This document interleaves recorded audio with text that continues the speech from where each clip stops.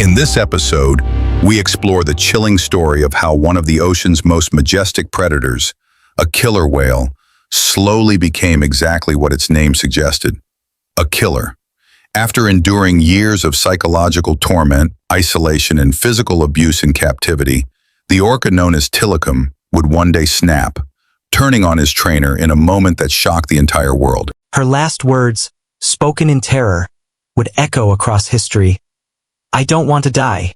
Before we dive into this haunting true story, don't forget to hit like, subscribe, and join us as we uncover the tragic rise of Tilikum, the orca who went from beloved attraction to infamous killer.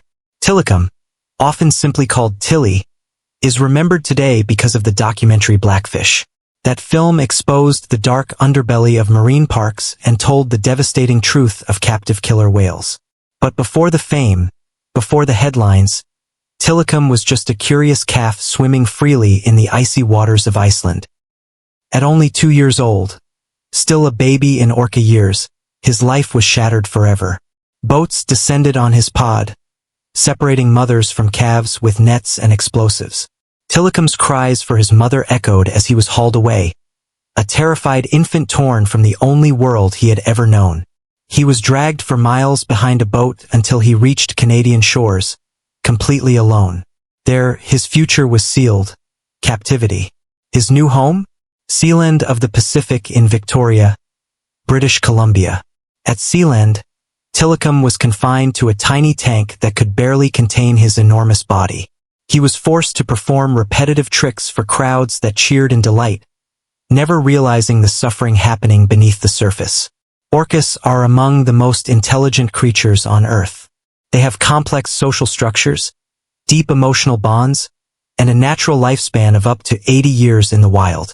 Families stay together for life, passing down hunting techniques and songs through generations. But in captivity, all of that is stripped away. Tilikum was denied freedom, denied family, denied purpose. His only companions in that cramped tank were 2 older female orcas, Nootka 4 and Haida 2. But instead of friendship, they gave him torment. Day after day, they attacked him, raking his skin with their sharp teeth, leaving bloody wounds across his body. They rammed him with brute force, establishing dominance in the confined waters. With nowhere to hide, Tilikum endured constant bullying, stress, and fear. His young spirit was being broken. This was the start of a life of misery, a ticking time bomb. Meanwhile, in the human world, a bright and ambitious young woman named Keltie Byrne was pursuing her dream. She was just 20 years old, a marine biology student filled with energy and passion. To help pay for her education, she worked part-time at Sealand. For Keltie, it was more than just a job. It was an opportunity to connect with the very animals she studied in her textbooks. Training orcas was exciting, rewarding, and physically demanding. She was good at it, disciplined yet compassionate, aware of the delicate bond required between trainer and whale. But Keltie had no idea that her dream job would lead her straight into a nightmare, one that would cost her her life. It was February 20th, 1991. The day began like any other at Sealand. Keltie performed a show alongside Tilikum, Nootka, and Haida. The crowd was mesmerized by the spectacle, the grace, the power, the apparent harmony between humans and whales. As the audience filed out, Keltie stayed behind to tidy up. With net in hand, she skimmed toys and objects from the surface of the pool. The job was routine. She had done it countless times. Her foot slipped. With a sudden splash, she fell into the icy water. Keltie was a strong swimmer. She immediately moved to pull herself out of the pool. But before she could reach safety, she felt it. A sharp tug on her foot. She looked down. Tilikum had clamped his massive jaws around her. Panic surged through her body. She screamed as the 6-ton whale dragged her effortlessly into the depths. The pool became chaos as the 3 orcas, excited by this new and unexpected toy, circled their prey. For Tilikum, this was unlike anything he had ever experienced. Until now, his playthings were rubber balls and plastic toys. But this was alive. And the orcas were fixated. Keltie fought with all her strength. Her lungs burned as she struggled for air. She managed to break free and reach the surface, gasping desperately. She swam toward the pool's edge. Hope filled her chest. She might survive. But the orcas weren't finished. They rammed her. They pulled her back. They bit at her limbs. Every time she neared safety, they dragged her away again. The crowd of trainers and staff screamed in horror, powerless to help. And then came the words that froze everyone's blood. As Tilikum yanked her down once more, Keltie screamed out, "I don't want to die!" Moments later, she was gone beneath the surface. Staff rushed to the scene. But there was no protocol for this. Trainers were forbidden from entering the water with the whales. They threw buckets of fish, slapped the water, shouted commands. Nothing worked. The orcas ignored them completely. One trainer, Karen McGee, threw a life ring toward Keltie. For a moment, it seemed like salvation. Keltie surfaced, reaching for it, screaming Karen's name. But the whales blocked her. They tugged her away, taunting the humans above. This was no accident. The orcas were aware of her distress. They saw her thrashing in the water.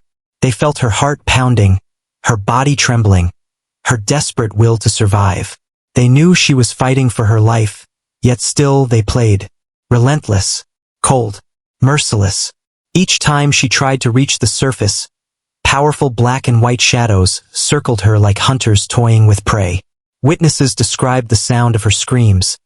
Sharp, desperate, echoing across the arena, only to be drowned out by the slapping of massive tails against the water.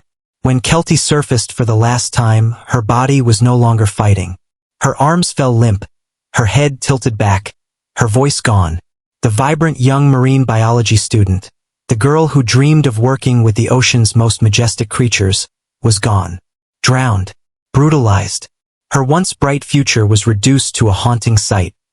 Her clothes torn away, her body covered in bruises, lacerations, and bite marks.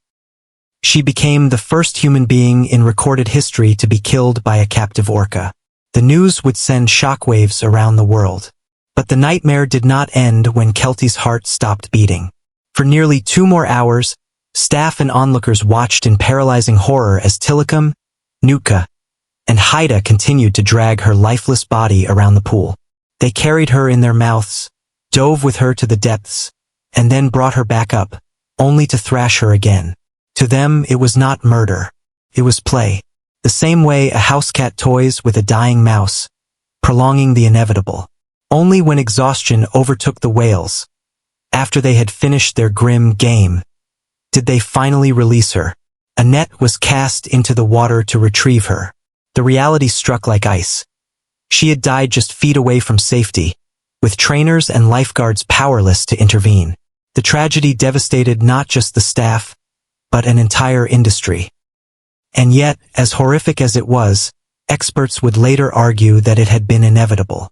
Marine researchers like Dr. Paul Spong of Orca Lab had warned for years that keeping killer whales in captivity was a recipe for disaster. His words were chilling in hindsight.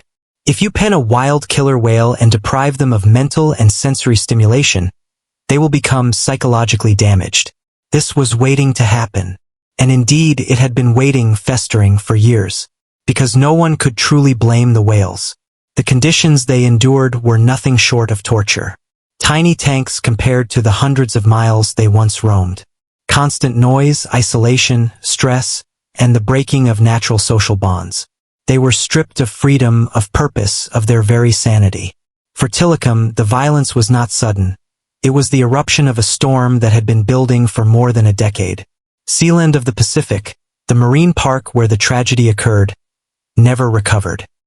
Attendance dropped. Public outrage mounted. Questions about safety and morality could no longer be silenced. Within just 1 year, the park shut its doors forever. The whales were relocated. Tilikum, the largest of the 3, was sent to SeaWorld Orlando. There, his new home was larger, more advanced, and far better equipped. But concrete walls are still concrete walls. No matter the size of the pool, Captivity remained Captivity. The physical scars might have faded, but the psychological wounds inside him never healed. The damage was permanent, and as the world would later discover, this was only the beginning. Keltie Byrne would not be the last victim of Tilikum. The darkness within him would rise again, and again, leaving a trail of blood and broken lives in its wake. The orca that killed Keltie Byrne would one day become infamous. His name would echo across documentaries, news reports, and whispered conversations about the dangers of captivity. That name was Tilikum, and his story was far from over.